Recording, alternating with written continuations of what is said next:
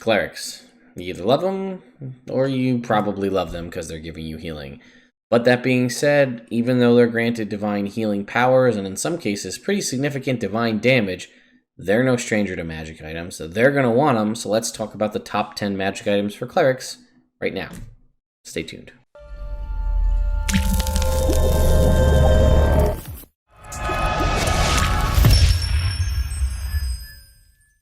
As I've done with all of these, we're going to get a lot of stuff out of the way up front. We are not doing any consumable magic items, so potions, scrolls, things of that nature. We're not doing any legendary magic items or artifacts or sentient weapons or things of that nature. And we're also not going to be doing any books or the tomes, anything that's going to be the add a +2 to a stat if you read a book, and then it boosts your overall maximum ability score. Those are good for every class, so we're just moving them out, and then we're just going to jump into the main ones for clerics. Number 10. Number 10 is the Sentinel Shield. If you're a cleric, you have access to using shields, unless you're going with a heavily melee-based class or a melee-based bent on your cleric, you're probably going to use a shield. It's not a bad idea. It gives you a +2 to your AC, and it's going to help you survive long enough so you can do the cleric-y things you need to do. And this is a non-attunement, uncommon magic item that's going to give you advantage on perception checks and advantage on initiative rolls. All you have to do is have this on you, so technically you don't even need to wield the shield. You just need to, while holding it, so you do have to have it being held. But advantage on initiative rolls is great, and advantage on perception checks means a +5 bonus to your passive perception, so really it's a win-win. Number 9. Number 9 is winged boots. Honestly, it could be basically some form of flight. Most clerics don't have access to spells that will give them the ability to fly. Certain things do, like a Tempest Cleric's level 17 capstone ability, but that's level 17. So again, an uncommon attunement magic item that lets you fly equal to your movement speed up to a total of 4 hours consecutively all at once, or in shorter flights broken up into a 1-minute duration. If you're breaking them up into small 1-minute durations from here to there, that 4 hours is going to last you a long time. Even if your flying runs out, you descend at a rate of 30 feet until you land, so you're not going to plummet, and it regains 2 hours for every 12 hours they're out of use. So this is going to be good. It's a good way to keep yourself alive. You can rain down heals from things like Healing Word or other stuff from above. So it's just a better way to keep you surviving in the combat so you can keep your allies up as well. Number 8. In a similar vein to the winged boots, movement is something that clerics don't typically get a lot of options for. You don't get a lot of spells that are going to increase your movement or allow you to move quickly or in teleportation fashion. So Cape of the Mountebank, which is number 8, will give you that ability in a once per day dimension door. Dimension door is an action. You can teleport up to 500 feet with yourself and an ally of your size or smaller, I believe. And, I know Trickster Clerics get it as a domain spell, but other classes and other domains don't. So this is just a good one-quick teleport. You can get in and out for healing, to get an ally out of a tight spot, to get yourself in to deal some damage. And it's a rare item, but it doesn't require attunement. Number 7. Number 7 is the Staff of Thunder and Lightning. This is a very rare item that requires attunement, and it's useful for any class, really, because it just requires attunement. It doesn't need to be by a spellcaster, but it can particularly shine on clerics, most specifically the Tempest Cleric. The staff can be wielded as a magic quarterstaff that grants a +2 bonus to attack and damage rolls with it, and it has the following properties which can be used once, and then they can't be used again until dawn. Lightning, when you hit with the melee attack using the staff, you can cause the target to take an extra 2d6 lightning damage. Thunder, when you hit with a melee attack using the staff, you can cause the staff to emit a crack of thunder audible out to 300 feet.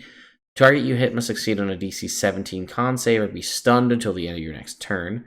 Lightning Strike, you can use an action to cause a bolt of lightning to leap from the staff's tip in a line 5 feet wide, 120 feet long. Each creature in that line must make a DC 17 dex save or take 96 damage on a failed save, half as much on a success. So that's a level 4 lightning bolt. Thunderclap, you can use an action to cause the staff to issue a deafening thunderclap audible out to 600 feet. Each creature within 60 feet of you, not including you, must make a DC 17 con save. On a failed save, a creature takes 2d6 thunder damage and becomes deafened for a minute. half as much on a success and isn't deafened. And then thunder and lightning, you can use an action to use the thunder or the lightning strike, so the lightning bolt and the thunderclap at the same time. Doing so doesn't expend the daily use of those properties, only the use of this one. So this gives you a lot of really good damage options for both thunder and lightning. Thunder damage and lightning damage are less heavily resisted in 5th edition, thunder especially. And if you happen to be a Tempest Cleric, you can use your Channel Divinity. Anytime you roll thunder or lightning damage, you can use your Channel Divinity to maximize that damage, meaning you don't roll. If it does 2d6 damage, it's just going to do 12.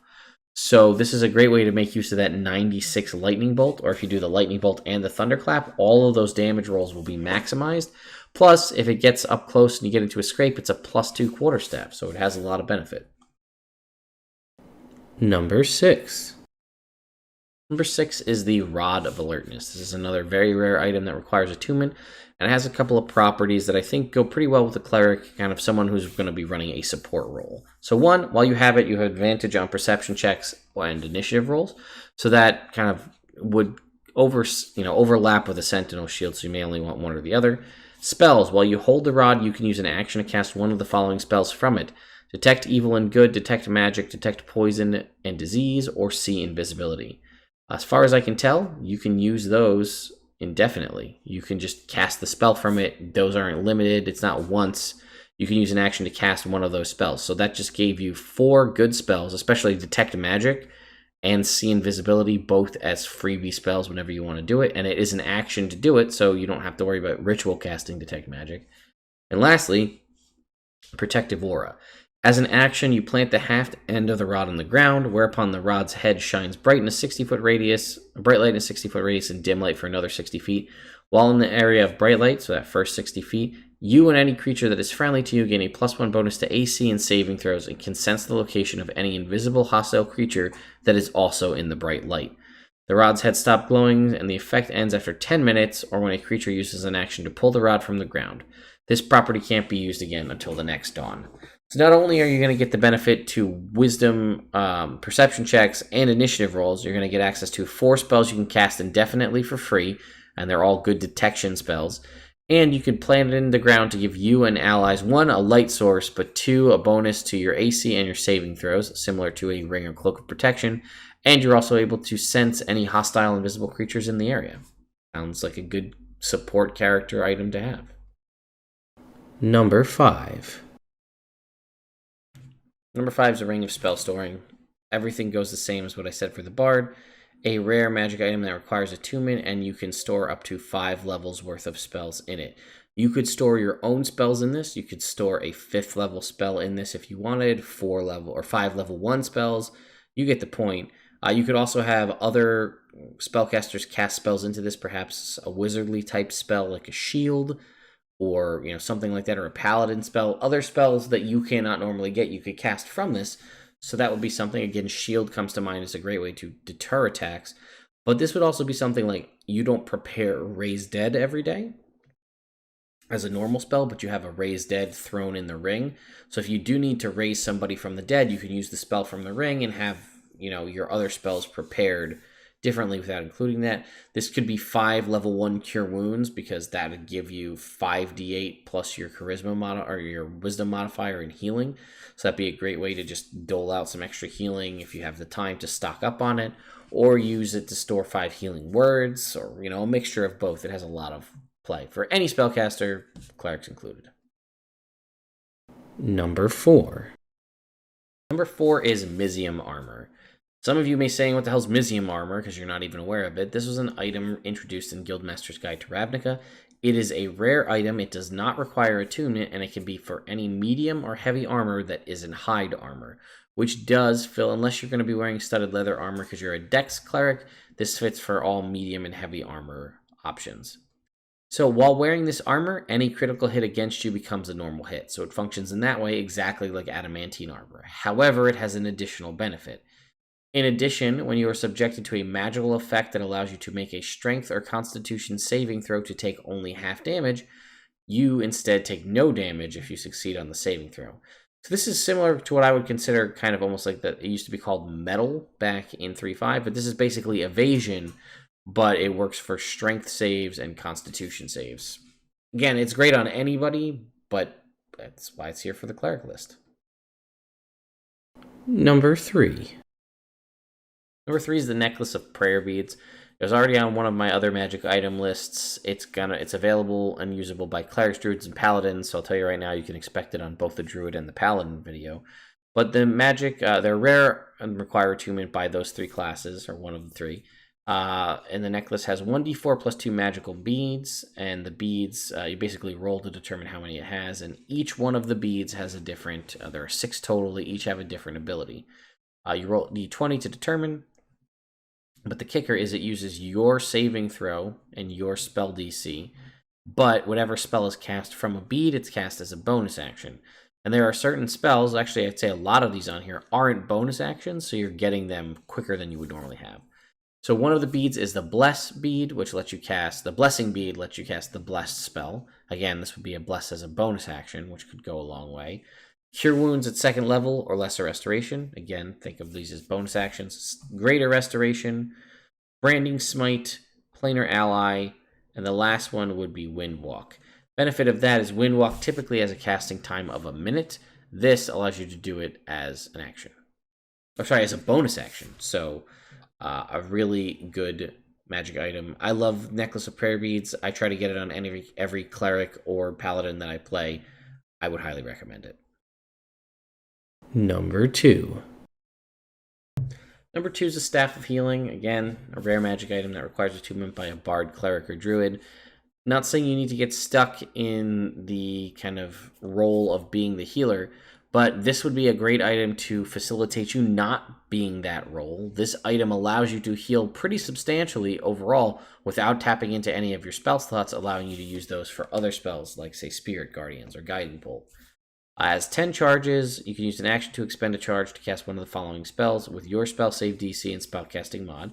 Cure Wounds with 1 charge per spell level up to 4th. Lesser Restoration for 2 charges, and Mass Cure Wounds for 5 charges. It regains 1d6 plus 4 expended charges daily at dawn, and if you use the last one and roll a 1, it's gone forever. Again, this is 3 very powerful healing spells that you could have access to. You could have 1 Mass Cure Wounds and 4 regular Cure Wounds. A lot of options for healing that don't touch your spell slots, so again, you can focus on other more damagey or other control options, whatever fits the scenario. Number 1. So number 1 is the Candle of Invocation. I recognize that this one's a little tricky as they are alignment specific, but I'll get into that. So this is a very rare item that requires attunement. And it basically, you can use Detect Evil and Good to sense the candle's alignment, and then basically you have all the different alignments. There's a d20 table there as well. The candle's magic is activated when the candle is lit, which requires an action. After burning for 4 hours total, the candle is destroyed. You can snuff it out early for use at a later time. Deduct the time it burned in increments of 1 minute. While the candle sheds dim light in a 30-foot, while lit, it sheds a dim light within 30-foot radius. Any creature within that whose alignment matches that of the candle makes attack rolls, saving throws, and ability checks with advantage.